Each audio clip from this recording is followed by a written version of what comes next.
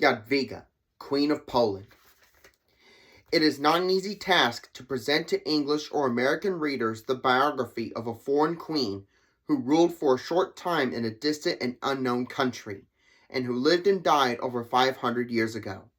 A great deal of what we know about the most prominent figures of the Middle Ages, even in the older and highly civilized Western countries, is of a somewhat legendary character. A nimbus of popular poetry encircles the heads of the greatest among them. The admiring affection of generations erected for them enduring monuments in the hearts of multitudes always inclined to hero worship.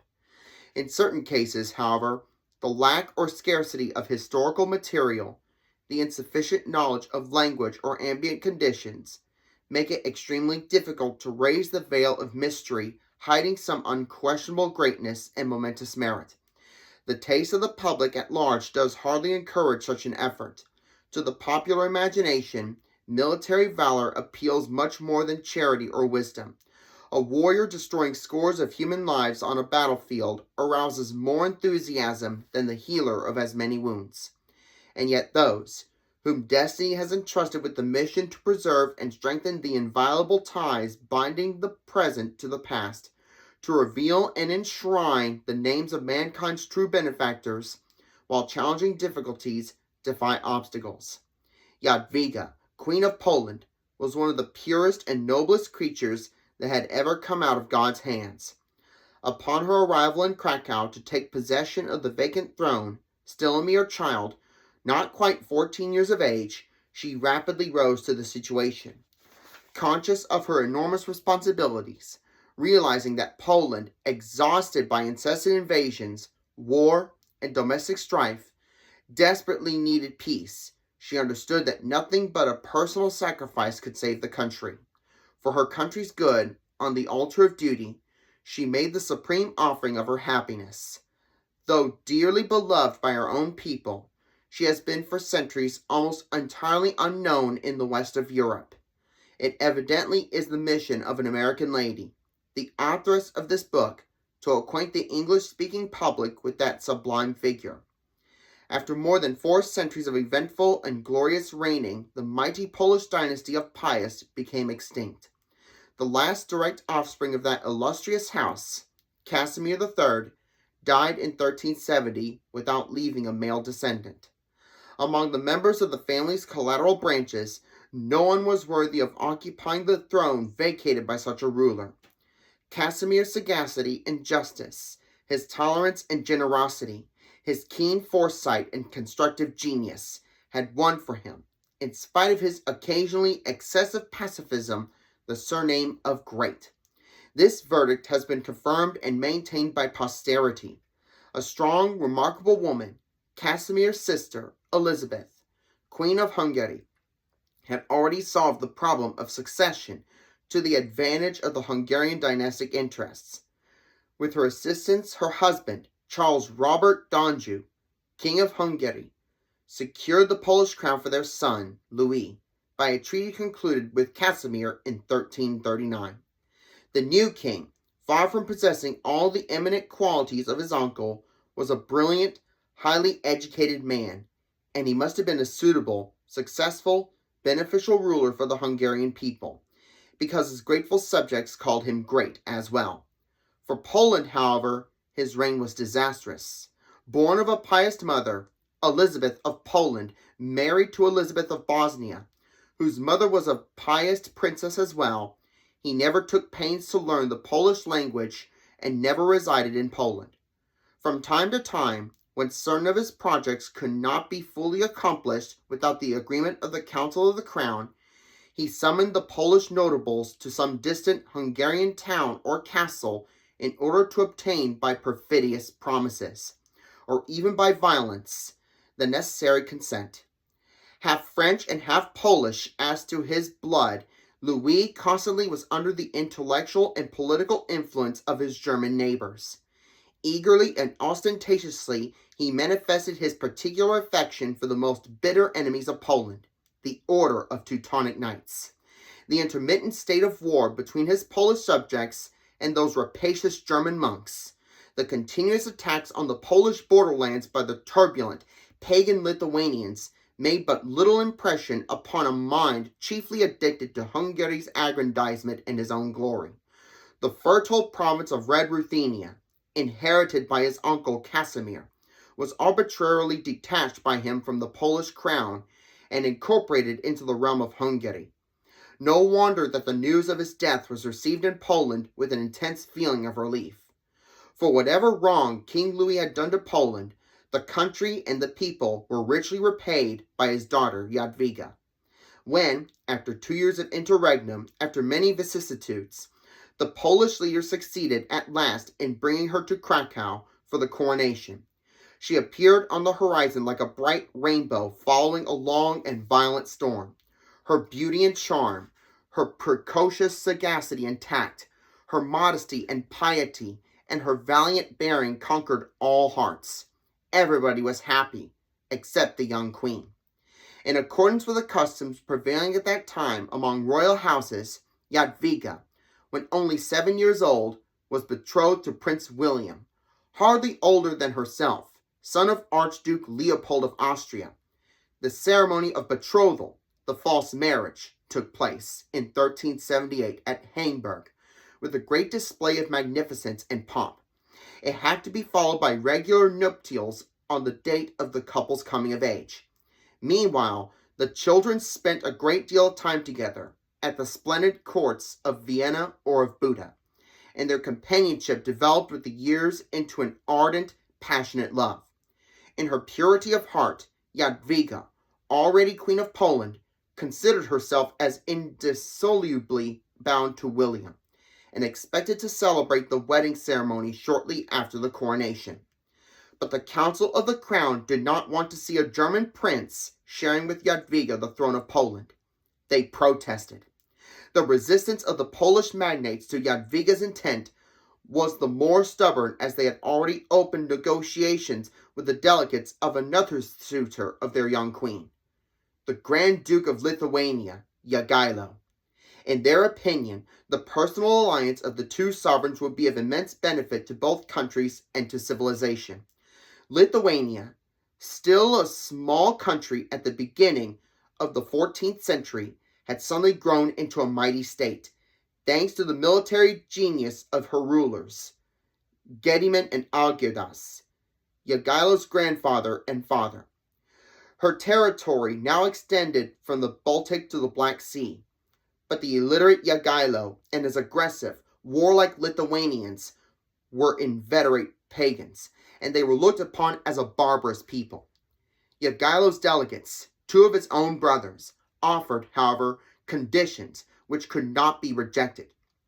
They solemnly pledged that Jogaila, if he became King of Poland, would not only unite the vast Lithuanian territories with hers, restore and assist in regaining her lost lands, and with her defend the united countries against the aggressions of the Teutonic Knights and the Tatar hordes, but he would embrace Christianity with his whole people. What a bright prospect for an ever-menaced country, and what a tragedy for Jadwiga's heart. Many a month she desperately fought against the merciless exigencies of the state.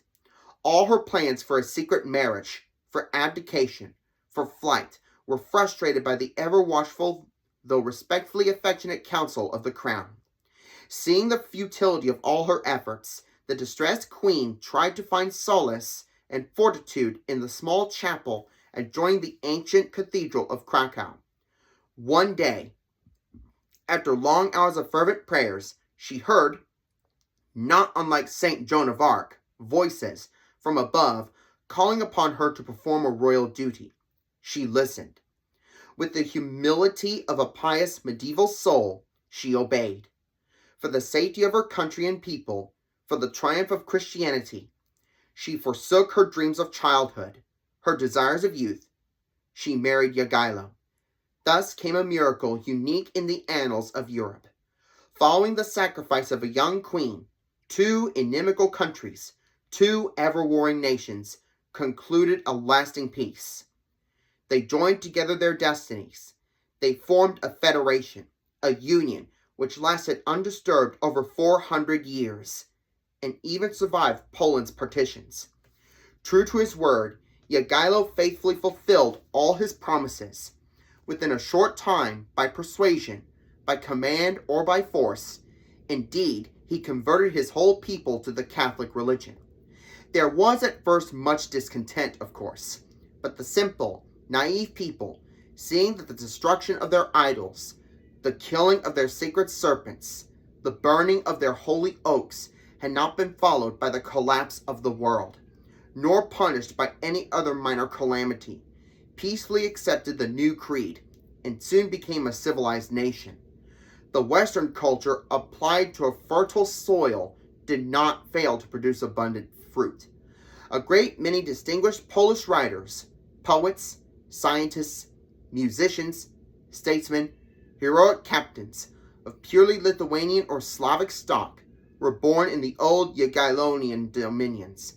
As to Jagiello, gifted as he was, discreetly influenced by his in so many ways superior, though much younger consort, he did not lose time in adapting himself to the new conditions.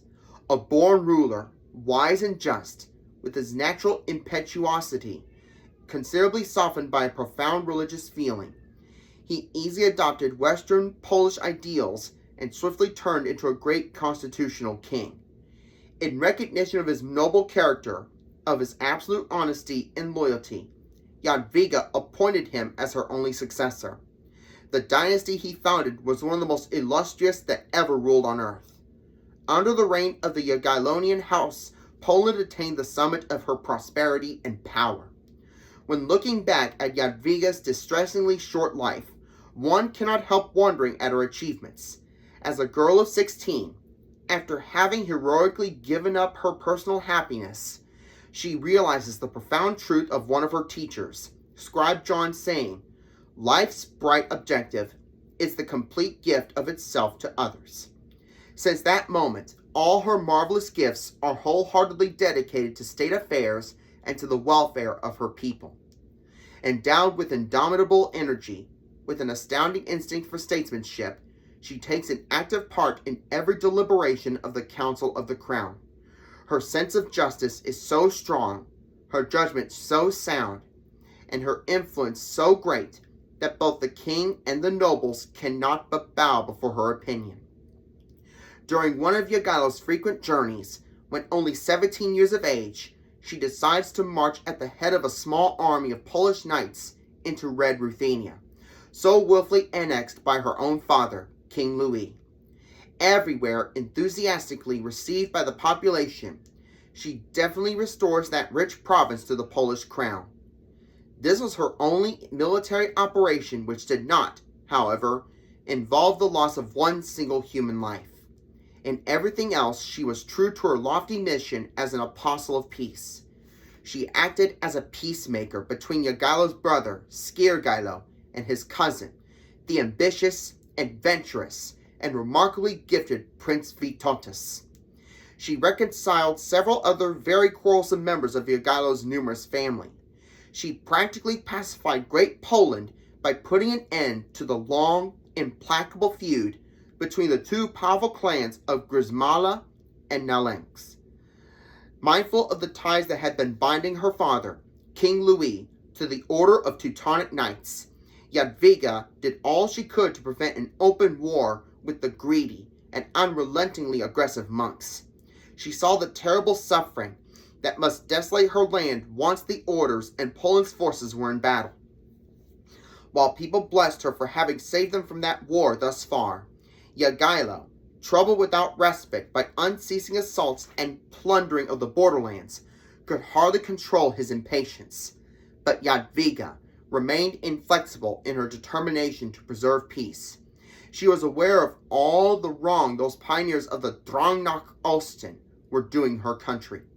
She knew that they were already planning a partition of Poland, and yet, hoping against hope, she yielded to the king's and the council's wishes, and went with a gorgeous retinue to personally confer with the Grand Master of Marienburg, the capital of the order.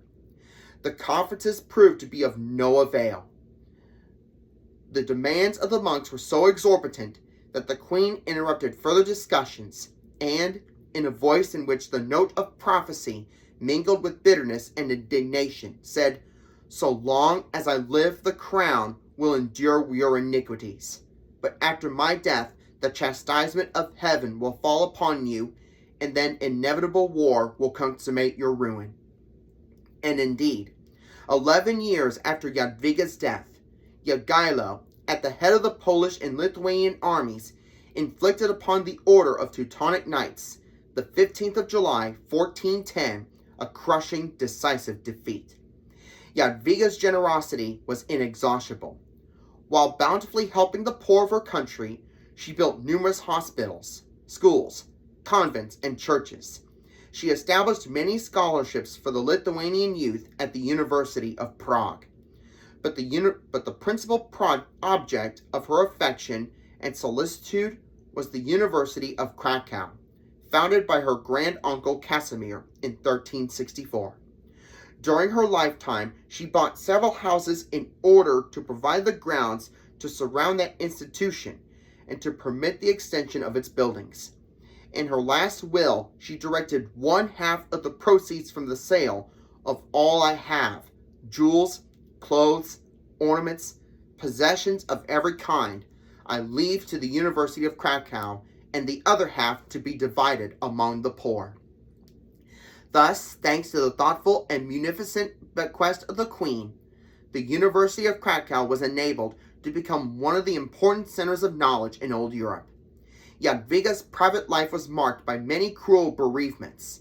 She had to mourn nearly all those who were dear to her heart. By a few days only, she survived her little daughter and died in 1399, leaving a memory that seems to be imperishable. The people of Poland, who almost unanimously consider Jadwiga as a saint, will be deeply grateful to Mrs. Vernon Kellogg for having paid such a beautiful and glowing tribute to their cherished queen. In the graphic and captivating narrative which follows these lines, the readers will find a true picture of a wonderful life. With the painstaking erudition of a historian, with the imagination of a poet, with manly vigor and womanly fondness of detail, Mrs. Vernon Kellogg undertook an arduous task and brought it to a successful end. She loves Jadwiga, and a work of love is bound to succeed.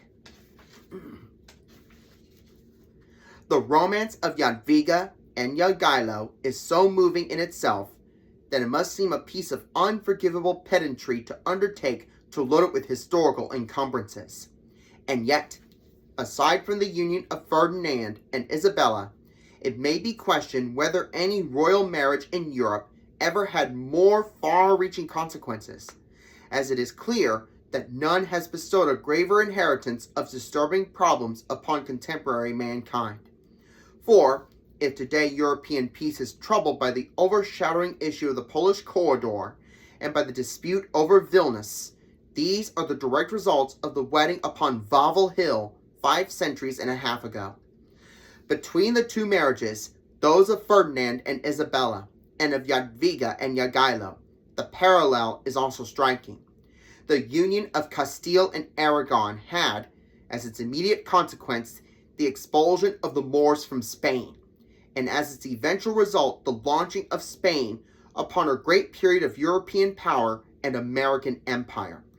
And, precisely in the same fashion, the union of Poland and Lithuania proved the prelude to the breaking of the power of the Teutonic Knights upon the field of Tannenberg, and was the beginning of 3 centuries of Polish greatness, culminating in the exploit of John Sobieski under the walls of Vienna. Thus, in a very real sense, the issue of this marriage, which Mrs. Kellogg has described in her vivid and fascinating chapters, was Poland, that Poland which was destined for long centuries to be the soldier of Christianity, and the servant of Western culture in all of the east of Europe, from the Baltic to the Black Sea, and from the Warth to the Dnieper. Moreover, if one is to understand the Poland of today, which, at the very dawn of its Renaissance, resumed its ancient mission by breaking the invasive force of Bolshevism before the gates of Warsaw, the first essential is to know something of those centuries of greatness, an achievement which extend from the first Jagiello at least to the death of Sobieski. Only thus can one measure the unanimous and irresistible impulse which drove the Poles to reclaim that ancient window of their race upon the sea, which is the corridor, to reoccupy their second capital, the Vilnius of Jogaila, and to defend Lvov, which has been the Verdun of Poland in the southeast for untold centuries. What the world had too easily forgotten in the long generations of Polish captivity was not merely that Poland had once been a great power, but also that even in slavery, the Poles remained in tradition, in numbers, above all in spirit, a great people, certain, once their prison doors were opened, to seek not merely their old liberty, but their historic unity. That unity described in the Proclamation of Lublin in 1569 in language which the revolutionaries of 1792 borrowed to announce the French Republic as one and indivisible. And this Proclamation of Lublin was no more than the reaffirmation of the union achieved through the marriage of Jadwiga and Jogaila. The western frontiers of the state, created by the union of Poland and Lithuania, were definitely fixed by the second piece of thorn, a quarter of a century before Columbus set sail upon his first voyage. They endured right down to the eve of the American Revolution, and were restored with but inconsiderable changes by the Treaty of Versailles, largely through the uncompromising insistence of Woodrow Wilson. Today, for 20 millions of Poles, these frontiers constitute not boundaries enclosing provinces and populations, but the limits of the living body of Poland. They are symbols of a territorial unity older than that of any other European people, great or small, which, before the United States achieved national existence, had endured twice as long as the span between Washington and Hoover. And the permanent service of Mrs. Kellogg's book lies precisely in the fact that she has not merely provided an authentic portrait of a noble and romantic figure and a fascinating picture of the pageantry of medieval ceremony, but has also seized upon one of the great and illuminating events in the history of a people, whose liberation was not impossibly the greatest single result of the World War, and whose future certainly constitutes the most perplexing and dangerous of all pending problems in post-war Europe. Chapter 1. The False Marriage. King Louis, ruler of Hungary and Poland and far-flung dependencies, had no male heir. In this last quarter of 1300, there was no son at Buda court. However, 2 girls played in the wall-girt gardens and ran along palace corridors. There had been 3, but Catherine did not live long. Louis's father, King Charles, and his Polish wife Elizabeth had had only sons. To Louis and his own Elizabeth, daughter of the neighboring Ban of Bosnia, marriage gave only daughters. Yet the youngest of these, though he could not foresee it, Jadwiga, who strongly resembled him, was destined to leave a name which might outlive even his own. Could the Angevin Magyar King Louis outwit the fate that denied him a son? During the decade of the 70s, the last of his life, this question obsessed his mind. When Mary, born in 1370, and Jadwiga, born in 1371, were yet in cradles, he betrothed them to princes, who, he believed, promised most to Hungary and to his royal line. Mary would marry Sigismund, son of his neighbor, the King of Bohemia, who was, as well, Holy Roman Emperor Charles IV. Jadwiga would marry young William of Austria, heir to growing Habsburg territories west of Hungary. In the age-old game, her father and William's father played their flesh and blood assets, matched a bright girl and a slim boy. But in this time of dynastic insecurity, of fierce rivalries and subtle intrigue, most solemn pacts were precarious security. So Louis strove to place beyond danger these betrothal contracts, and in particular, Princess Jadwiga's. To this end, he arranged with Austria's ruler, Duke Leopold, to celebrate her betrothal to his son William with the false marriage ceremony. After that, the promise could not be annulled without the consent of the Pope. The royal fathers chose Hainburg, a town on the Austro-Hungarian border, as place in mid-June of 1378 as the time for this event.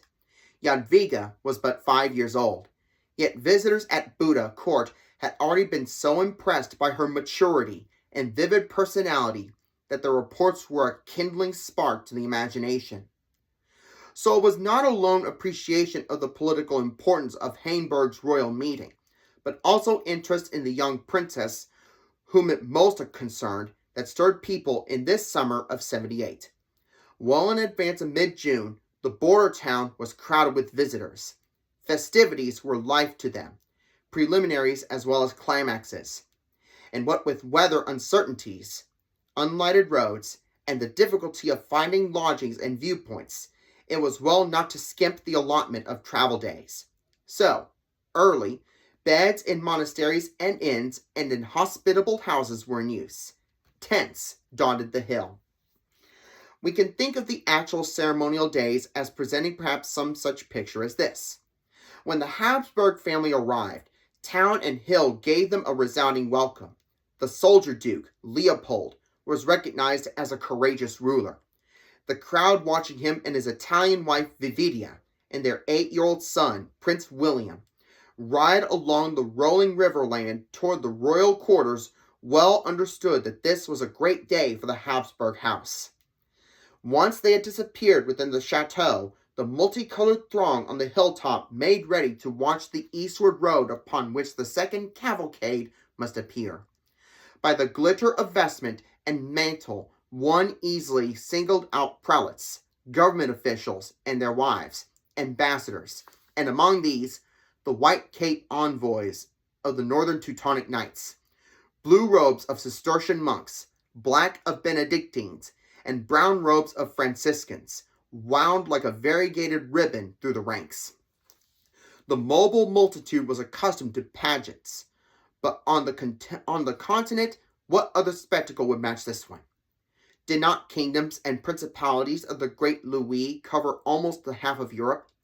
Before long, on the road which wound with the Danube Valley through the sparkling hill country, the line swung into sight. Following the outriders was a horse easily recognized from afar, caparisoned in flowing silk of the broad red and white stripes of the arpats. Those colors banded too, the silk mantle covering King Louis's coat of mail. He rode splendidly erect in his high saddle, wearing a magnificent helmet topped by an ostrich head holding a horseshoe in its mouth, and flanked by ostrich plumes. Armies of Naples and Venice and the Balkans well might wavers with the cry, "Hurta, Hurta, Hungerland!" The Angevin hurled his troops upon them. Men found in his courage their example. From mouth to mouth had gone the story of his having leaped into a swollen stream to save a drowning soldier whom he had ordered to ford it. One of the things people wished particularly to see was the famous saddle, which portrayed in carved ivory insets those victories over the Turks, which had led Pope Innocent III to name the zealous Louis Rex Christianissimus. Let Turk and Bogomil and every other heretic beware this son of the church. The gilded coach, drawn by 6 horses, followed behind the king. In it sat the 2 Elizabeths, Louis's clever mother, whom he had made Queen Regent of Poland, and the dark-eyed Bosnian wife, whom he deeply loved. The young princesses, Mary and Jadwiga, rode with them. As the line neared, many recognized familiar figures of the Hungarian court. Archbishop Dmitry of Esztergom, clad in the purple of Rome, and agile-minded Nicholas Gada, first man of the realm, rode near the king. Along the length of the procession, color was lifted high by plume and pennant and silver horn. The second arrival was announced by a second fanfare of trumpets and by shouts, "Long live the great Louis! Long live the Queen Mother, Queen Elizabeth and the princesses! Long live Princess Jadwiga!" Though not handsome, Louis satisfied the popular conception of royal appearance. His commanding stature, splendidly curled hair and beard, the flashing sweep of his eyes, in which burned the fires of both warrior and mystic, so held the gaze that one scarcely noticed a drooping shoulder. It was moving merely to see this family together. In all the courts of Europe, there was none more devoted. Louis, crowned when only 17, had from that day relied on his mother's experienced counsel, and from the time that he married the other Elizabeth, on her love.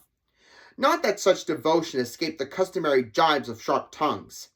Many attractive girls had been educated at the court of Louis's father, Anna of Silesia, Margaret of Luxembourg, but the quick-eyed Louis had seen only one. It was common knowledge that in his impetuous love for Elizabeth of Bosnia, he had won her as wife before the marriage ceremony, and that his vigorous mother, had it not been for the strength of her son's passion, would have urged the guilty girl to enter a convent, there to pray and repent during the rest of her life. But that was long ago. In fact, Louis and Elizabeth were this month celebrating their 25th wedding anniversary. Today, people whispered, the strong king is not able to move without first consulting a petticoat. When the Pope wants something of King Louis, he first wins the interests of one of the Elizabeths. Others added that though the younger queen preserved an outward poise, secretly her husband's dependence on her mother-in-law's intelligence and experience left her far from calm. However, there was no evidence today of anything but accord, as amidst further acclaim the gray-haired queen mother and her darkly lovely daughter-in-law led the two princesses through the arched portal of the ducal castle. There, both Austrians and Hungarians would prepare for the approaching ceremony, while outside, their people, gathered about the tents, gave rein to their own lusty anticipation. The Habsburg eagle was as yet but a fledgling, learning from Archduke Leopold and his brother Albert to spread its wings.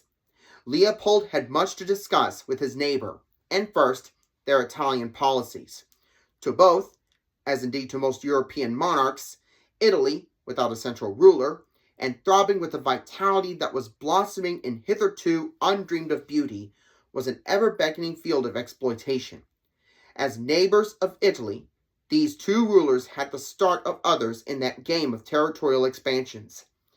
At this time, too, Leopold was particularly troubled by the menace to Austrian plans of the growing spirit of independence and democracy in the Swiss Alpine regions. For on a continent where the masses were yet unorganized and inexpressive, and where rulers followed the common program of male aggrandizement, the Swiss were integrating themselves. They must be stopped.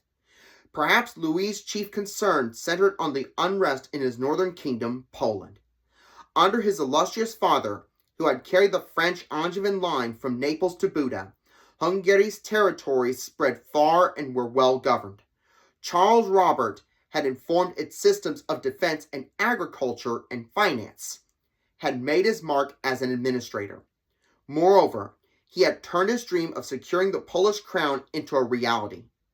After his marriage with the clever sister of the pious king, Casimir the Great of Poland, Casimir had become interested in their son Louis, and setting aside the northern pious branch, had named his promising nephew his successor, which had complicated Louis's task. For to rule as absentee king of Poland, even with so capable a person as his mother acting as regent, was an undertaking bristling with difficulties. Nor did uncertainties in the north help matters in the south, where Louis had continually to watch Venice, if Hungary was to maintain her hold on glowing Dalmatian lands. Venice, opulent, radiant, lifting her facades of Istrian marble from the uniting waters, was glorious in war as in peace. In marrying Elizabeth Kotromanic, daughter of the powerful Ban of Bosnia, Louis had hoped to strengthen his arm in the south, but he had not found in Bosnia the support he had sought. And Naples. He had conducted expedition after expedition against Naples, primarily to avenge the murder of his brother Andrew, for Andrew's wife, Queen Joanna, had been the instigator of that crime. At one time, he had conquered much of the little kingdom, and his goal, the union of Naples with Hungary, seemed assured. But a terrible earthquake and pestilence, and a general feeling against him had forced his return to Hungary.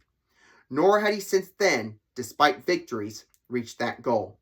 He was now playing a game of watchful diplomacy, of shuddering concern to Leopold as to himself, since both Vienna and Buda were Mohammedan objectives, was the threat of another Turkish invasion. Any heretic could fan to a flame Louis' religious zeal, but he concentrated his defensive and retaliatory effort on the Turk. Could man ever forget 1360 and 71 and other dread dates? The Church and the whole of Western Europe looked to Hungary to save it from the ever-looming repetition of these cataclysms.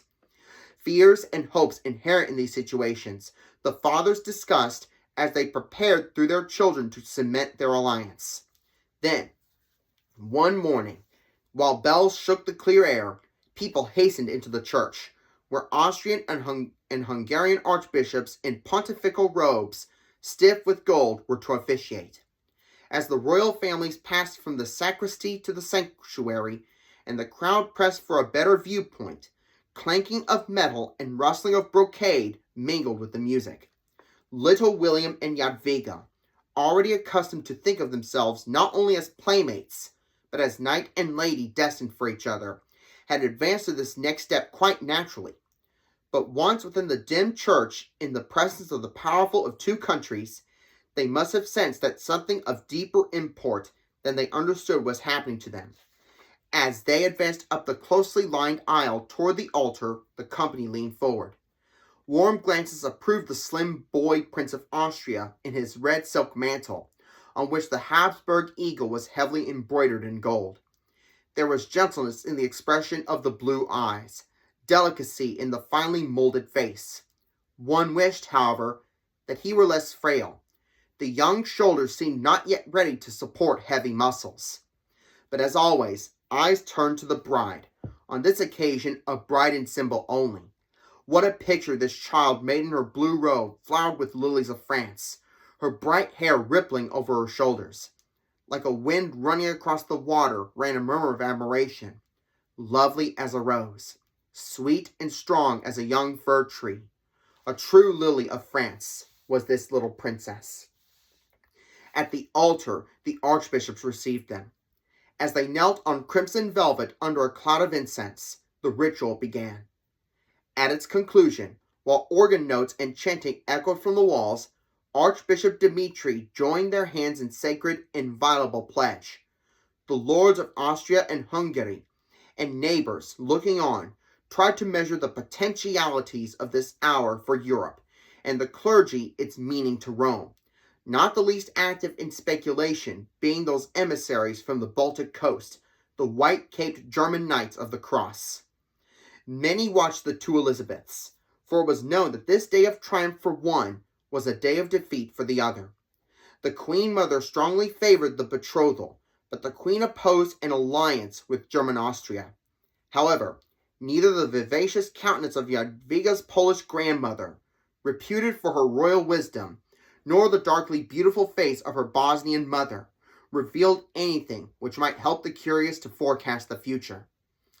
The religious part of the ceremony over, men rendered homage and added good wishes to the archbishop's blessings, and then the royal suites escorted Jadwiga and William to the castle, and to the betrothal banquet, with its contributions from the gain-filled force of Austria, orchards of the Danube Valley, and wine cellars of Italy and France. Musicians and jesters now had their opportunity. There was no end of merrymaking. Someone had brought a trained bear into the hall. The young pair, glad to let solemnity slip from their shoulders, gave themselves with zest to the feasting and dancing. They had not yet exhausted these pleasures when they were initiated into the more extraordinary part of the program. They were led to the nuptial chamber, told to lie upon a splendid bed, and, as the silken cover was drawn over them, to kiss each other. Young as she was, Jadwiga was not to forget these symbolic rites, prefiguring her true marriage with William, which would take place when he was 14. This was an age of early majorities and early marriages. So seriously was the false marriage considered that legal arrangements were made for the inheritance of the dots. Jadwiga's was 200,000, William's 300,000 florins, in case of the death of either child. No mere will of an emperor now could break the pact. It could henceforth be annulled only by the Pope himself. Churches and convents were already asking for the future wedding clothes of this prospective king and queen, for it was customary to give them away. "If you have promised your upper garments, then give us your underclothes," one order had written, "or your girdle, and golden stirrups and spurs." Sumptuous mass vestments had been made from the marriage robes of Jadwiga's parents. And still, King Louis's mind was not at rest. Before the contracting ink was dry, he was planning further safeguards, wondering how he could add surety to surety. He would continue to have bishops and cardinals and cities add their signatures to attest the inviolability of the alliance. And simultaneously, Queen Elizabeth was deciding that she would send it as a gift to Pope Urban VI a gold crown worth 20,000 florins. She knew him to be the enemy of William's father, who was supporting the false pope at Avignon. After such an appeal to their young imaginations, was it strange in this romantic age that William and Jadwiga, as they grew older, should look upon their own as the most perfect love story? They were prince and princess, soon to be peerless knight and damsel of matchless beauty and virtue, soon to be king and queen. Yet underneath all that, with which the pomp of courts and glamour of chivalry had invested them, they were just boy and girl comrades.